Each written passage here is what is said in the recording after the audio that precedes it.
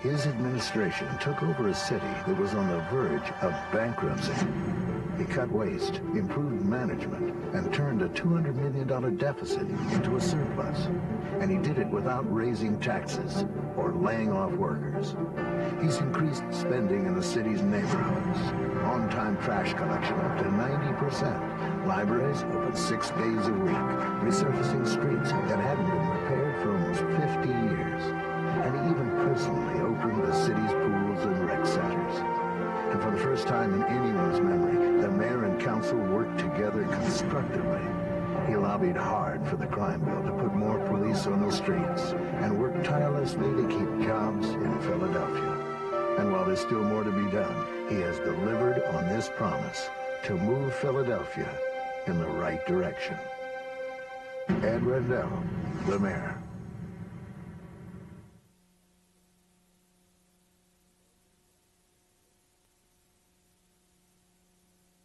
He makes a difference in people's lives. And if it seemed like he was everywhere doing just that, he was. 2,500 town meetings as a congressman. He protected the Jemez Mountains and Pecos River, helped bring milk production to eastern New Mexico and a high-tech park to the north. He's always been independent, putting New Mexico first. He was one of the few Democrats who stood up and supported a balanced budget amendment, expanded rural health care, and helped disabled nuclear workers. And given the chance to represent all Americans, he made us proud. When 2 U.S. pilots were shot down in North Korea, he refused to leave that country until they were released.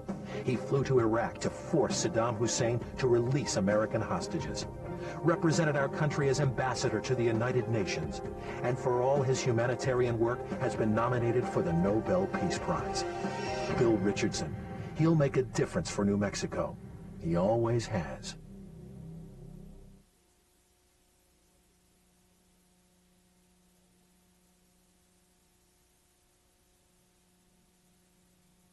My name is Joe Huffle. 2 years ago, I ran for Congress against this man, John Fox, and lost by 84 votes, the closest race in America. One reason the race was so close was because Mr. Fox voted with this man, Newt Gingrich, 85% of the time. Some of those votes were to cut Medicare and student loan programs. A lot of people here in Montgomery County weren't very happy. After the election, my opponent, John Fox, was a little scared and pledged he'd be more independent of Newt Gingrich. You know what percentage of the time John Fox is supporting Newt Gingrich now? Not 85%, 84%. I don't think that's being more independent. I think we need someone in Congress who will stop the partisan bickering and gridlock and who will focus on real issues like Social Security and education. And I think this year, that's this man, Joe Huffle. Thanks.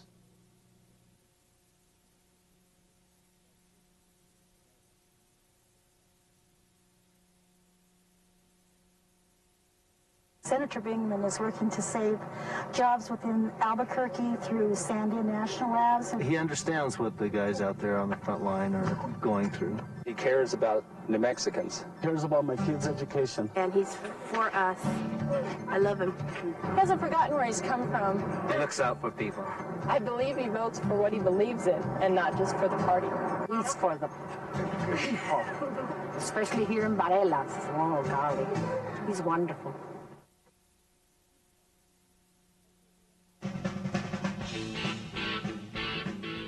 We call ourselves Love, Ladies of Value and Equity.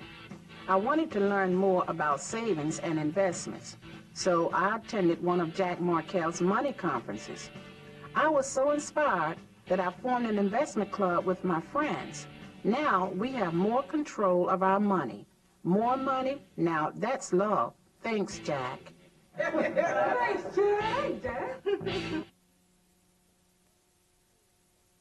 Some call it the most important job in Central Texas. It covers 6 counties and serves more than 600,000 people. It's a job about one thing: public service, full time, day and night. It takes compassion and hard work. It's a job he's made all his own, with a dedication to Central Texas no one can match.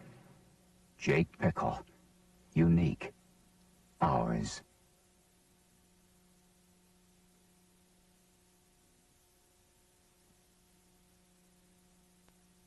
I was phoned at work and told by Dave's company that he was missing. They ripped the license plates off our car, they blindfolded us, they jumped in with their AKs, and we drove through the desert. We were accused of being spies. We were transported to Baghdad. In Iraq as the death penalty. Then Congressman Richardson came and spoke with Saddam Hussein. He's the only one that was willing to leave his family, his wife behind, travel to a dangerous section of the world for two men he didn't even know. This big guy, you know, he is a pretty big guy, and he's got a heart as big as he is. And I said, you guys are going home. And our reaction was much like mine is now.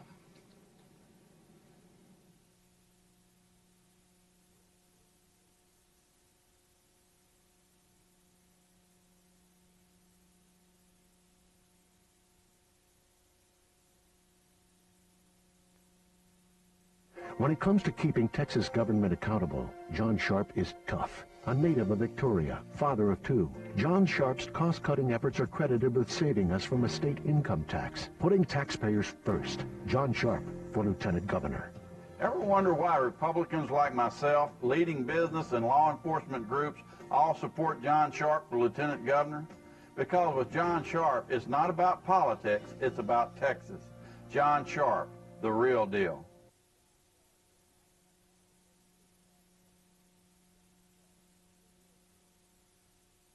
I'm Tom Carper. I respect Bill Roth, but we disagree on some very important issues. On education, I want to reduce class size. We've done it in Delaware. My opponent votes against it in Washington. And I'm for a tough patient's Bill of Rights. My opponent voted against that in Washington. Finally, I want to use the budget surplus to pay off the national debt. Just pay it off. My opponent is even against that. As your senator, I will cast the votes. Bill Roth is not. And that's why I'm running for the U.S. Senate.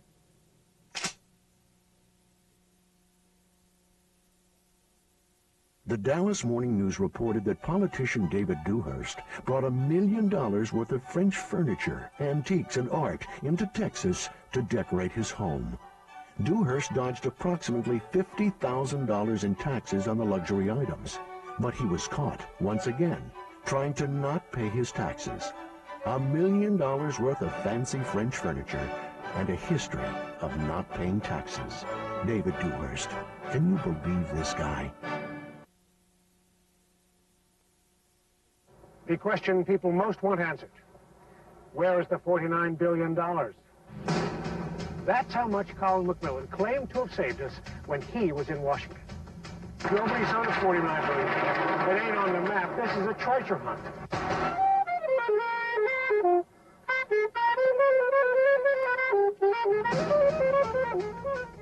Where could you put that $49 billion? Have you seen it? Maybe he buried it. Maybe he ate it. Or maybe it's just Colin McMillan. He makes things up.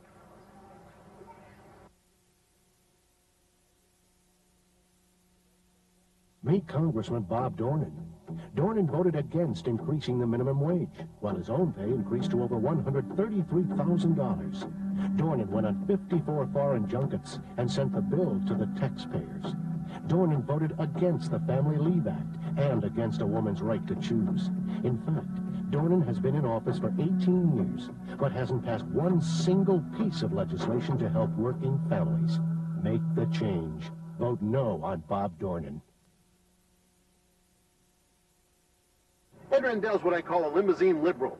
He drives around in a limo all day, spending other people's money. Rendell's planning on going on a spending binge like Pennsylvania's never seen before. $9 billion in new spending. Well, that's only a 50% increase in the state's budget. Where's that money going to come from? You and me, pal. Rendell's already said that he's probably going to have to raise taxes. You got more money to give up? I don't. No, you keep the tip. You're going to need it if Rendell gets elected.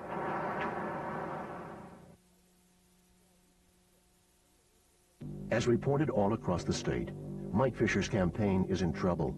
Trailing badly in the polls, Fisher has gotten so desperate that he's hired an actor posing as a cab driver to distort Ed Rendell's record. Newspapers have called Fisher's attacks preposterous and his claims untrue.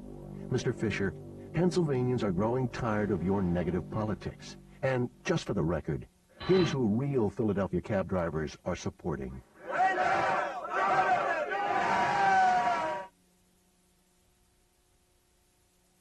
Look at all these headlines, huh? The press is looking for it, too. Here I am in the middle of Washington in the traffic. I can't find $49 billion.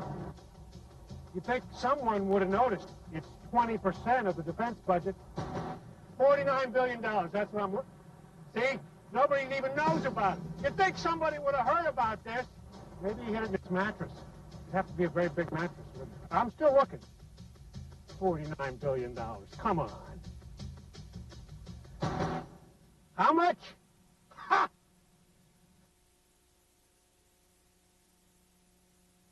When the Chesapeake Bay was threatened with physteria, Governor Paris Glendening took quick action.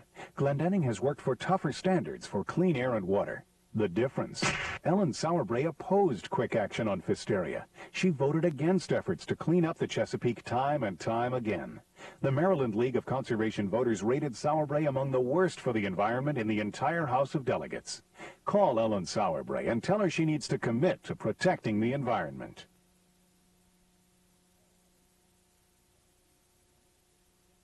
September 1974. A recession, and Frank Rizzo's the mayor. It's raining.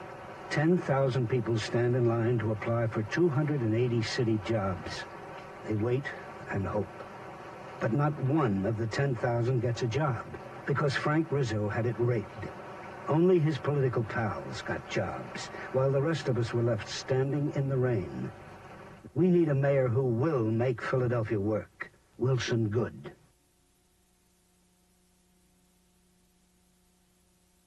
Hi, I'm Bradley Whitford.